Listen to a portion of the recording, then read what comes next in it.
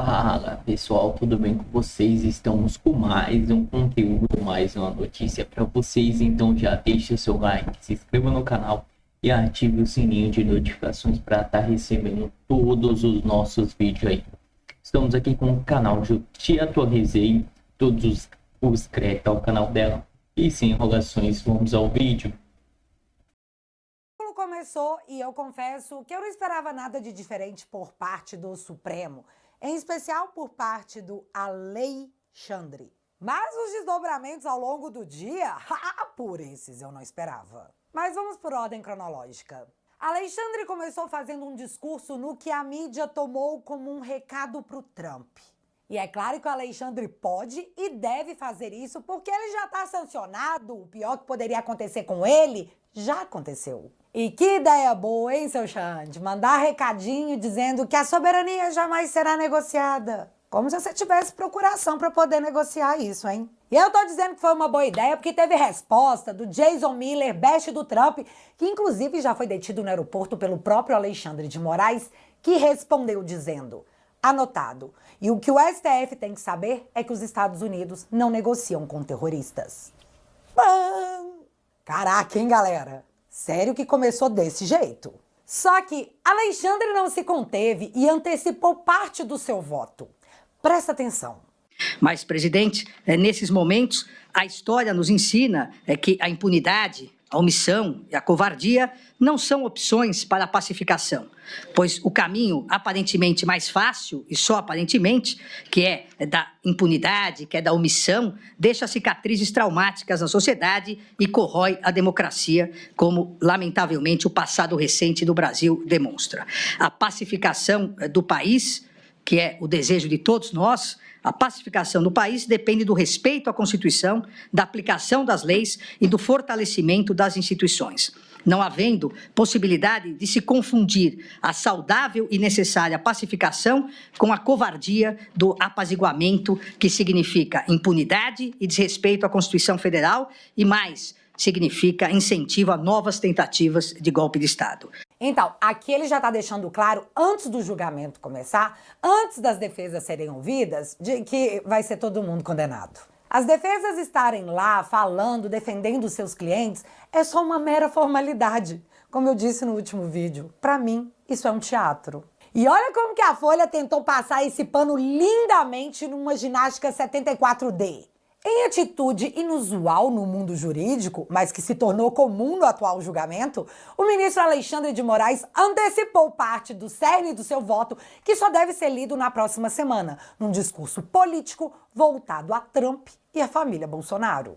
Inusual no mundo jurídico quer dizer que nenhum juiz faz isso, só o Alexandre, só nesse processo, e que o Brasil normalizou essa conduta. Provavelmente para salvar a democracia e não negociar a nossa soberania. É claro. E dentre muitas coisas que o Alexandre disse, duas eu vou precisar pontuar.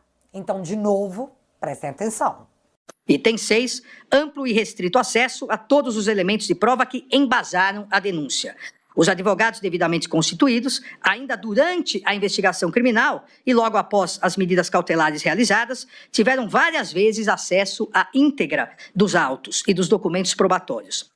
As defesas tiveram acesso aos mesmos elementos probatórios utilizados pelo Ministério Público para o oferecimento da denúncia. Cara, a Justiça não teve problema algum em dizer claramente que do montante total de provas apreendidas, eles liberaram para os advogados de defesa somente aquilo que prestava para a acusação embasar a denúncia. Ou seja, o Gonê usou essa e essa prova para te acusar de um crime. Se tem alguma coisa no montante de provas que possa te inocentar, nós não usamos, então não é importante. E assim, só para a defesa não ficar chorando muito, de fato, a íntegra das provas contendo vários terabytes e de forma desorganizada foi entregue às defesas às vésperas das alegações finais. Tipo, se tem algo que te interessa aí, pode te salvar, corre, meu filho, porque estamos falando de terabytes. Só que, segundo a Justiça, o direito à ampla defesa foi garantido. E agora o ponto alto, e eu tenho vários centavos a dar para esse trecho, então, olha bem o que o magnânimo disse. Inexistência de nulidade, não caracterização de fishing expedition. A hipótese dos autos, consubstanciada em investigação iniciada para apurar a existência de milícias digitais atentatórias ao Estado Democrático de Direito e à independência das instituições, não se confunde com a chamada pesca probatória, que somente se caracteriza quando se pretende investigar genericamente algumas pessoas e não fatos. Pausa. Não foi pesca probatória porque eles começaram a investigar milícias digitais e eles estavam investigando fatos, não pessoas. E o que eu faço com essa matéria aqui? Diálogos apontam que Moraes escolhia alvos de investigações e pedia ajuste em relatórios, diz Folha de São Paulo. E é uma matéria da Vaza Toga. E calma que vai ficar muito melhor, eu só preciso contextualizar um pouquinho mais. Apoiadores políticos do presidente Bolsonaro eram investigados por disparar fake news. Eles faziam busca e apreensão em suas casas, reviravam seus telefones e muitas vezes nem precisava ir muito longe. Eles diziam que essas pessoas se seguiam no Twitter e que isso configurava a prova de uma organização criminosa. Juro que isso aconteceu. Então abriram um inquérito para investigar essas pessoas. O inquérito das milícias digitais. Reviraram a vida dessas pessoas numa caça a financiamentos e orquestração de disparos de mensagens que nunca conseguiram provar. Já as milícias digitais do PT que se juntam para produzir materiais e disparar nas redes sociais têm matéria no jornal exposta e nunca foram chamados de milícia. Nunca foram incriminados. E isso tem anos. O PT pagava influenciadores no que ficou conhecido como mensalinho do PT. E nunca nada aconteceu. Nunca nenhum deles foi chamado de miliciano digital. Mas tá, inquérito das milícias digitais que dentro dele abrigou a denúncia dos cartões de vacina. E aí, nova rodada de busca e apreensão. Ainda dentro do inquérito das milícias, logo na sequência das vacinas, vem a investigação das joias, seguida de uma nova rodada de busca e apreensão. E assim, ainda dentro do inquérito das milícias digitais, chegamos à PEC 1200 do famigerado golpe de Estado com canos de PVC e bolinhas de gude. Organização criminosa armada, disse o Alexandre. Cartões de vacina e joias, arquivado. As milícias digitais não dá para arquivar porque é o inquérito mãe de todos esses desdobramentos. Mas acredita, não teve ficha expedition não. Eles iam atrás de fatos, não de pessoas. Por coincidência, todos apoiadores do presidente Bolsonaro. E enquanto o Alexandre dizia isso, o Tagliaferro, no Senado, resolveu mostrar como a banda tocava.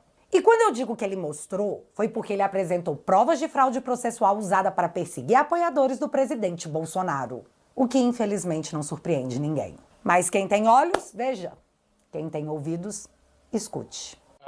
Um dos pontos que eu nunca falei e eu faço questão de falar nessa comissão é com relação aos empresários que o senhor acabou de citar.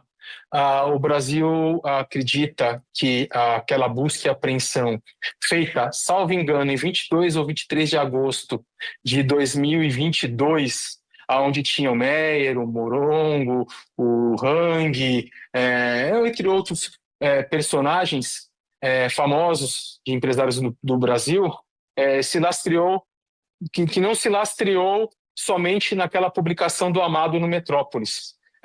Que ela se lastreou em uma investigação prévia que aconteceu antes daquilo. Bom, agora de fato eu vou contar a verdade aqui e se quiserem eu posso abrir e mostrar. E são dois fatos bem graves. É esse fato e o fato do atual procurador-geral da República, que inclusive está sendo reconduzido ao cargo. Tem que ser nesse momento tratado aqui. O que aconteceu naquele período?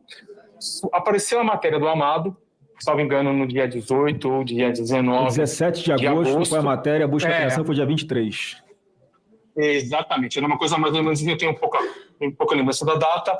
E o que aconteceu de grave naquilo? E de fato, sim, esse viu, no dia que ele tirou, foi confeccionado. E eu vou tentar ser didática no que aconteceu aqui.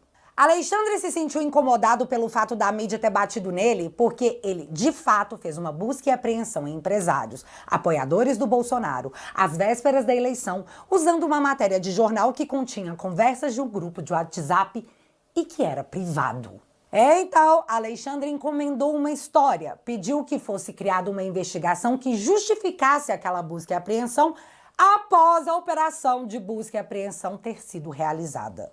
Uma vez que a história encomendada foi criada, ele inseriu no processo de forma retroativa para que todo mundo pensasse que existia uma investigação em curso e que a busca não havia sido feita apenas baseada na matéria do Guilherme Amado, como de fato aconteceu. E como o processo era físico, ele inseriu a história no meio das folhas, digitalizou, então tirou o sigilo para mostrar para a imprensa que não, gente. Jamais que ele teria feito busca e apreensão em empresários e apoiadores do Bolsonaro devido a uma conversa privada num grupo de WhatsApp. Já tinha uma investigação em curso, galera. Calma aí. Isso que aconteceu tem nome. É pelo que eu entendi. Há uma matéria jornalística, o ministro Alexandre de Moraes dá ordem para essa assessoria de combate à desinformação produzir algum relatório. Ele determina a busca e apreensão somente com base na matéria de jornal, sem saber se aqueles diálogos eram verdadeiros ou não, se tinham autenticidade ou não. Depois, o outro desembargador, que é juiz auxiliar dele, pede ao senhor Eduardo Tagliaferro para ajudá-lo a confeccionar um novo fundamento da decisão, é isso? Exatamente, senador. Então, o senhor consegue provar que o fundamento para busca e apreensão foi feito depois da busca e apreensão. Então, houve uma fraude no documento, é isso? Exatamente, e isso me deixou um tanto quanto preocupado e entendi porque todos os processos são físicos e ele só tira o sigilo no momento que ele acha interessante e nas peças que ele acha interessante. Fraude processual. E vocês ouviram o que o Tagliaferro disse? É por isso que ele mantém os inquéritos físicos e ele só tira o sigilo do que ele, Alexandre, acha interessante, no momento que ele, Alexandre, acha interessante. E aqui eu vou testar a democracia pujante relativa mais uma vez, hein? Eu vou dar minha opinião. Isso parece manipulação. Não só da justiça, como do cidadão brasileiro pagador de impostos que acreditou que a justiça combatia fatos, não pessoas. Mas o Tagliaferro não é Juninho. Ele periciou absolutamente tudo e autenticou absolutamente tudo para que pudesse provar a grave acusação que ele estava fazendo. E, gente, ele expôs tudo. Bom, isso aqui eu fiz um PDF super simples, até mesmo porque isso seria a matéria da CNN e ela se recusou a fazer, tá? Ela me enrolou por quase 2 meses e se recusou a fazer.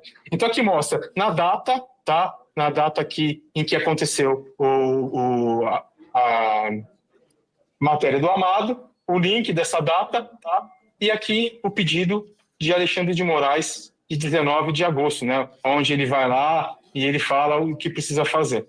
Bom, aqui tem tudo, a matéria jornalística, do dia que ele fala, que foi no dia 23/8/2022, né? Que está bem aqui, que aconteceu a busca e apreensão. Porém, se os senhores observarem, os relatórios datam todo o material que a mim foi passado para montar aquela farsa é do dia 26, 27 e 28 de agosto. Está aqui. Tudo preservado, tudo periciado, mostrando que não teve qualquer adulteração ou manipulação da minha parte. Então, isso aqui é só um ilustrativo. Eu vou mostrar o arquivo agora, tá? Tá aqui, ó. Mapas mentais, se os senhores olharem, esse mapa aqui foi o mapa, não sei se os senhores se recordam, foi o mapa que estava no processo, foi um mapa mental feito por mim, nesse dia aqui, ó, 29 de agosto de 2022. O que é mapa mental? Só para que a gente possa entender. Mapa mental é um organograma ilustrativo para que as pessoas entendam os relacionamentos que, tipo, sei lá, às vezes pode ser usado para processo, pode ser usado para coisas de informática, onde a gente consiga, só de bater o olho, entender quem é o personagem e qual o relacionamento dele com a história, entendeu? Então, se o senhor olhar aqui, você vai ver que esse mapa mental, onde relacionava como foco principal esse é o Alan? Santos, exatamente, o Alan dos Santos, e ele relacionando aqui com o Custer, com o Salomão, com o Portela, com o Enzo Momenti, com o Bezerra, com o Rafael Moreno, bom, todos os personagens, até chegar onde? Ao financiamento suposto por Luciano Hang, entendeu? Protorque e tudo, onde colocaram os 10 caminhões, na frente do Supremo Tribunal Federal. Esse documento que foi apresentado por Alexandre de Moraes, quando ele tirou o sigilo, para justificar que existia uma investigação preliminar e que toda a busca e apreensão não foi lastreada somente no do Amado, para ele se justificar e não ficar tão ruim, foi confeccionado por mim, a pedido de Ayrton Vieira, uma vez que Ayrton Vieira não era para eu ter feito, tá? Ayrton Vieira não sabia mexer com o computador. Então, isso chegou nas minhas mãos por acaso. Se o senhor olhar aqui, ó, em todas as PECs, olha a data, essas PECs aqui, Moraes nem sabia que o Ayrton Vieira tinha me passado. Ayrton Vieira pediu para mim, não fale nada.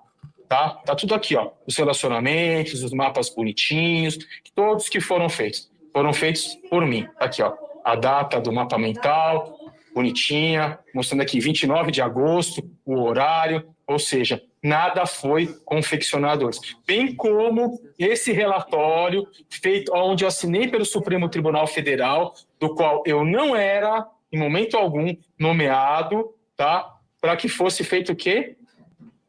A porcaria da busca e apreensão um dia depois. Que loucura do caramba. Depois. Olha a data da confecção desse documento, 28 de agosto de 2022. E não 22 de agosto de 2022, como eles colocaram. Tá? Então aqui está a comprovação de um crime, uma fraude processual gravíssima. Então, se aconteceu nesse caso, imagino que não acontece em todos os processos físicos em posse de Alexandre de Moraes. E para piorar, o cara ainda assinou como se fosse funcionário do STF. Galera, isso aqui é tão grave que o UOL não teve como fazer de conta que não estava vendo e deu a matéria. Tagliaferro diz que relatório para justificar a ação da Polícia Federal foi fraudado. E a matéria relata que as provas foram preservadas de forma pericial e que a cadeia de custódia das provas foram preservadas. Ou seja, não se trata de uma ilação. A matéria também conta que procurou o gabinete do ministro Alexandre de Moraes, que não quis se manifestar. E você sabe quem não deu a matéria? A CNN. O Tagliaferro disse que aquele PDF que ele apresentou era para que a CNN fizesse a denúncia. Mas protegendo o ministro, ou talvez por medo, porque ditaduras dão medo mesmo, a CNN acabou não fazendo essa matéria com essa denúncia. Denúncia de fraude processual.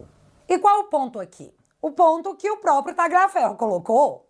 Ele pegou uma. Quantas que ele não pegou? Quantas que nós não sabemos que rolou? Quantas ele não sabe que aconteceram? O inquérito das fake news é físico e está aberto há mais de 6 anos. Como que nós vamos saber o que eles fizeram nesses inquéritos agora que sabemos que eles fraudaram um deles? O que garante que isso que fizeram na operação dos empresários não foi feito em outros processos? Diante disso tudo que a gente viu, eu sou obrigada a confiar na palavra de um ministro ou de um assessor do ministro que disse que não, eu não fiz isso? Democracia agora funciona com base de la garantia soy yo? Vejam bem o que nós acabamos de assistir. O país inteiro viu. Democracias fazem isso? O Estado de Direito autoriza fraude em processos para perseguir apoiadores de um inimigo político? E toda a censura? Porque o Tagliaferro também deixou claro que tudo girava em torno dos apoiadores do presidente Bolsonaro, que está sendo julgado por um golpe de Estado que nunca aconteceu, num processo que está completamente contaminado desde o dia 1. Os advogados do presidente... Fala pessoal, tudo bem com vocês?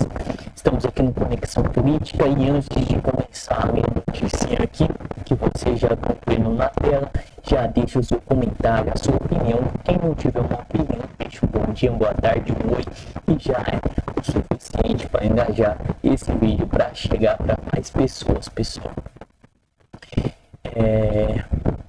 E aqui no Conexão Política,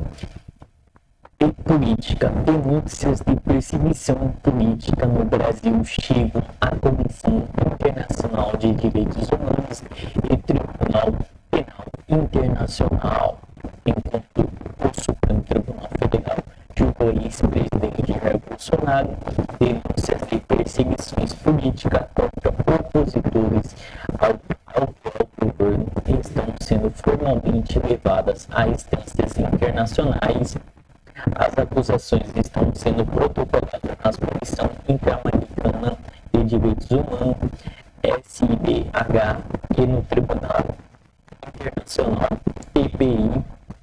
Os documentos reúnem uma série de relatórios sobre violação de sistema de liberdades civis e garantias individuais, especialmente contra políticos comunicados aos cidadãos identificados como direito brasileiro. Entre os pontos apresentados estão bloqueios previa notificação judicial, prisões preventivas mantidas por tempo indeterminado, censura em plataformas digitais, remoção de forças de conteúdo, além de cassações de mandatos parlamentares sem prêmio, direito de defesa ou ampla transparência no processo. A denúncia ainda inclui alertas sobre abuso dentro do sistema pensional, com casos de negligência medida, isolamento protocolado e violências psicológica e física e até mortes de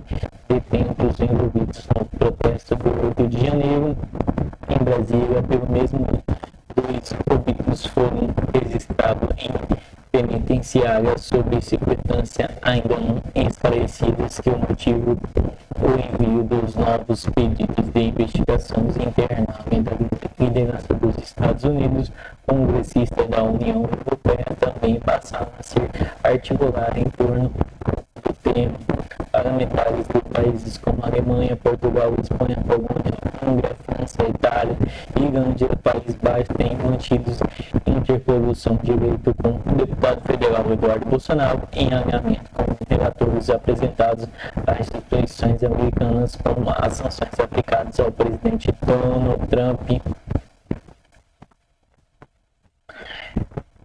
Organizações ligadas à defesa de direitos humanos também têm acompanhado os casos. A expectativa é de que órgãos internacionais comecem a analisar os documentos nas próximas semanas. Ainda nesse mês, está prevista a criação de uma frente ampla de pagamentos europeu com foco exclusivo no Brasil para monitorar e responder às denúncias de perseguições políticas em larga escala contra o opositor do governo